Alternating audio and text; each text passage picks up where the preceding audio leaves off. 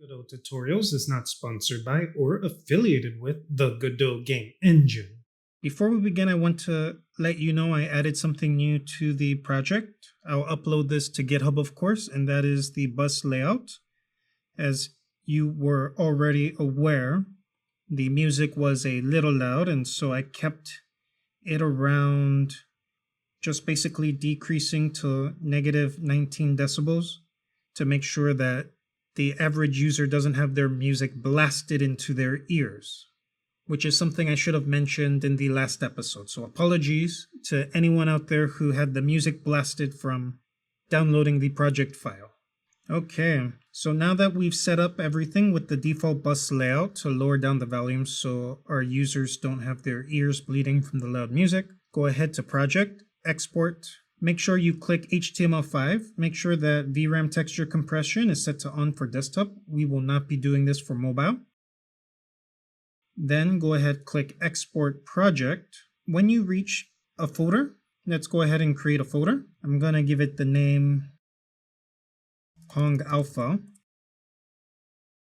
Press OK. We will be inside Pong Alpha once we've created the Create Folder button. From there, I want you to change the file name. Instead of this, you need to change this to index.html or you will have problems uploading to itch.io. From there, we will press Save. And let me go ahead into the desktop now. So as you can see here, zoomed in, we have Pong Alpha. You can go ahead, double click it. Make sure it's indexed. Very important that we keep it on index. Whatever system you are using, just make sure that you find a way to compress it. For Mac OS, you're just going to right click compress. For Windows 10, I believe there's an option to export as a zip file. In this case, I'm just going to compress. My zip file has been created, and now I can head into itch.io. Now, when we go into itch.io, click the register button and create your account. When you create your account, if you're using this to share with other people, I recommend that in the About You section, you also checkmark I'm interested in distributing content on itch.io. It's always nice to sign up for the digest newsletters. You don't have to. Just make sure that when you create your file, you accept the terms of service and you create your account. My recommendation when creating any account is to use a strong password. So let me show you a website that will allow you to do so. When creating passwords, I always recommend having a password manager such as DashLane or 1Password. But if you are unable to get a password manager or unable to afford a password manager, so I'm going to recommend this website, PasswordGenerator from Experte. And what I really like about this website is that it tells you how long it would take a brute force attack to crack your password. So for example, our password length is 12 characters. It's going to take someone 34,000 years to crack it. And it even tells you if this password has been leaked from the website Have I Been Pwned as well, so something to keep in mind. Now, despite it being 12 characters, let's say you decide you don't want symbols, and see how 34,000 just dropped to 309. Let's say you don't want numbers, that's fine. But let's say you don't want uppercase or lowercase, and look at that. By having only lowercase passwords, you'll get hacked in 3 weeks, 309. If you up or down just 1 or 2 characters, notice how the years just dropped to 5.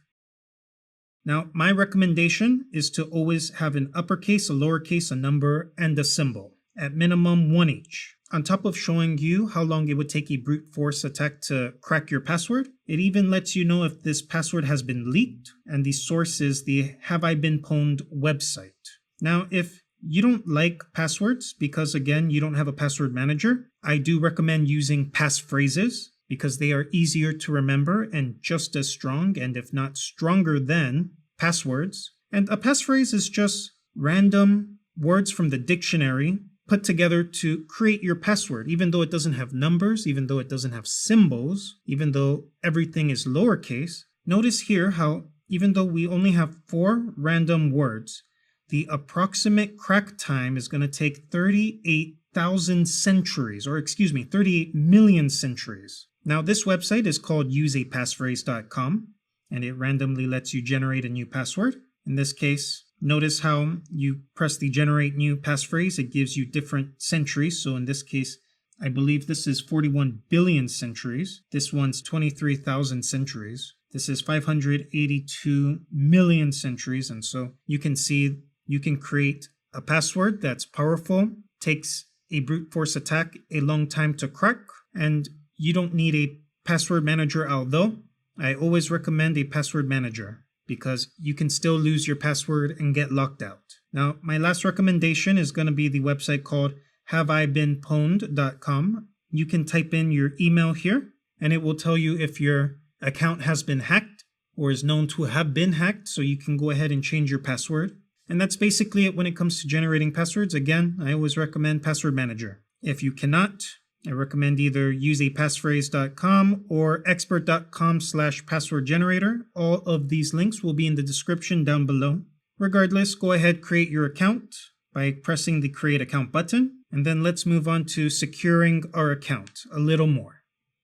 So here we are. I'm going to go ahead and go to the right, press Settings. I'm going to head to Basics, and under Profile, I'm going to head to two-factor authentication. Make sure that you turn it on. If you don't know what two-factor authentication is, that's okay. Don't set it up. What two-factor authentication just means is that you need to provide, in a sense, two different passwords. And the way that itch.io handles this is through an application authenticator. And if you don't know what that is, that's okay. You don't have to set this up, but I always recommend to set up two-factor authentication if available to you. If you do want to get into two-factor authentication more, I recommend Authy. And so let me go ahead and do that right now, authy.com. And enable 2FA for all your sites. Authy is basically beginner friendly, as in if you lose your phone or something happens to your phone, because you have to create an account for Authy, that means you don't really lose your 2FA keys. Whereas if you were to use something like Google Authenticator, by the way, I do not recommend Google Authenticators to beginners of two-factor authentication, because with Google Authenticator, if you lose your phone, then you lose all your accounts. So as a beginner, stay away from Google Authenticator. If you're a beginner, stick to Authy. And of course, if you pick Authy, it's because you have backups, and pick any authenticator that allows backups, as a beginner, of course. Anyway, that's it for securing the account. Let's move on to actually submitting to the account. And to do that, just head over to your dashboard. When you create a new account, you're not going to have anything inside of your projects tab. However, go ahead and create a new project. In this case, we're just going to call it Pong Alpha. The project URL will automatically set itself up. The classification, make sure that we pick games. However, there are other options if you're uploading something else, such as game assets. However, in our case, we are uploading a game. The file is an HTML file. For release status, we can leave it by the default released. However, there are other options such as in development and prototype. In this case, I'm just going to leave it as released. For pricing, you can pick any option. I'm going to pick no payments. For uploads, this is very important. It's letting you know that if you upload a zip file, there must be an index.html file. So that is the red flag that lets you know that when you upload to itch.io any HTML file, the main file that plays your game needs to be called index.html.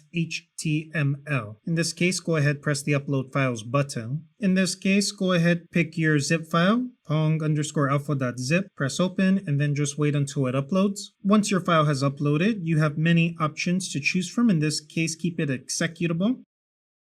You can click this file will be played in the browser. However, I'm going to leave it unclicked. Just keep in mind that itch.io is going to recognize this as an HTML, find the index.html, and actually checkmark this button for you. However, I'm going to leave it uncheckmarked. For the embed options, make sure to pick 1024 by 600, as that's what we set up in the project settings of our Pong game. I'm going to go ahead and pick automatically start on page load. If you'd like your player to play in full screen, there's the full screen option. However, I didn't make this game with full screen in mind. However, it can scale to full screen. So I leave that up to you. I'm going to leave it alone. You can choose anything for details. I'm just going to go ahead and put a quick description. From there, we can pick genre. I'm going to go ahead and pick other. Under community, I'm going to leave comments disabled. For visibility and access, you can choose draft or restricted. However, because we're going to have an episode on testing, I'm going to have this as public. And of course, so everyone else can check out the game. Regardless, that's up to you. But by default, public is grayed out. But when you press save and view page, the public becomes an available option for you. So do not worry about that. In this case, I'm going to go ahead, press save and view page. A pop-up appears. You can just press got it.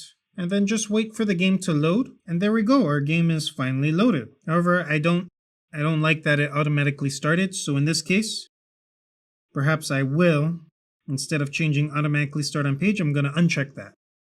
However, I'm going to press save again, view the page, and now we have the option to start the game when we are ready. In this case, press run the game, and the game plays. Now, you don't hear any music because I disabled desktop audio, but let me assure you that the music is playing. However, to actually play the game, you got to click anywhere inside this canvas layer. And once you do, you can just play the game by pressing the spacebar.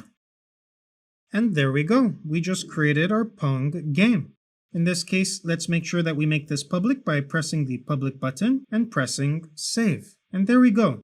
Now our link here, the project URL, is working for anybody to play our game. Well, that's all I have for you in this episode. Thank you so much for joining me. Thank you for clicking the like button, and thank you for clicking the subscribe button. I look forward to seeing you in the next episode. Have an amazing day.